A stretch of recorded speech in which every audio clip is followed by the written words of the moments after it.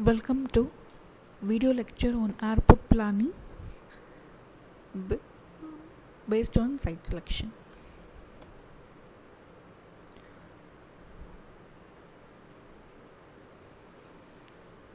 The selection of site for airport is based on air traffic potential, adequate access to the airport, sufficient airspace,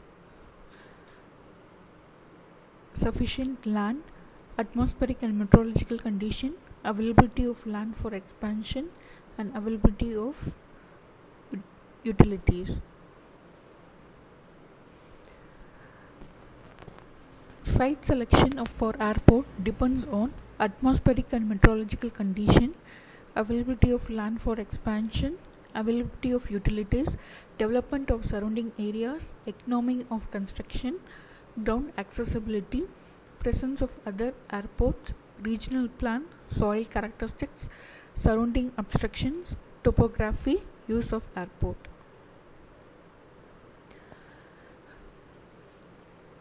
So the airport area should be free of fog, smoke, dust or haze. So it should have clear visibility so that aircraft landing and takeoff will be smooth. The direction of wind, intensity are necessary for landing and takeoff directions.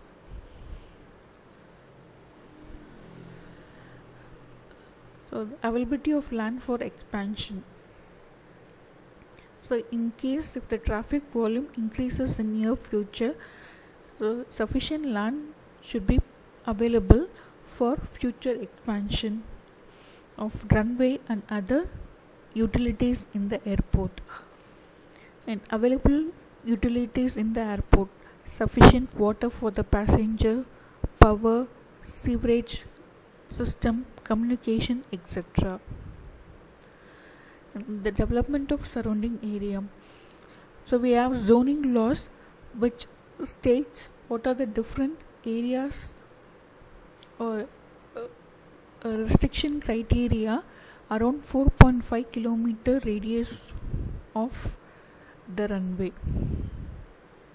So there should be no tall buildings greater than 50 meter height or 30 meter height, 50 plus meters height, and there should not be much industrial development because industries emit dust and smoke in the air which affects visibility of the aircraft.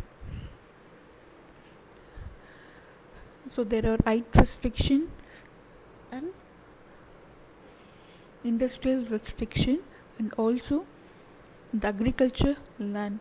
So the agriculture will invite birds into their land, so which may cause air traffic, the noise pollution created due to the landing and taking off of the aeroplanes, movement of air pollution. Economy of construction, alternative site can be examined, and studying of availability of local construction material, topography of the terrain, and if there is any waterlogging problem or reclaimed areas. Ground accessibility, travel time in the air versus on ground, easily approachable using all modes, that is, it can be easily linked through any highways, proximity to areas of trip generation. So if there is any tourist attraction nearby the airport, facility for private vehicle users, efficient transport system. Presence of other airport nearby vicinity so that the traffic volume may get reduced, circling area for smooth takeoff and landing of the aircrafts, and type of aircraft that are used in different airports, type of operating facility, separation distance between the radii because it needs for safety transport of aeroplanes. and characteristics of the soil in the area of proposed airport. So drainage of soil is very important, because if there is improper drainage, it may cause waterlogging. So the soil may lose its stability and thereby causing vital accidents in the airports.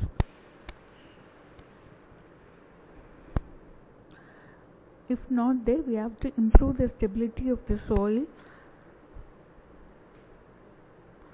Use of airport, whether it is used for public purpose or military purpose, or it can be modified according to any emergency situation that arises on day by day.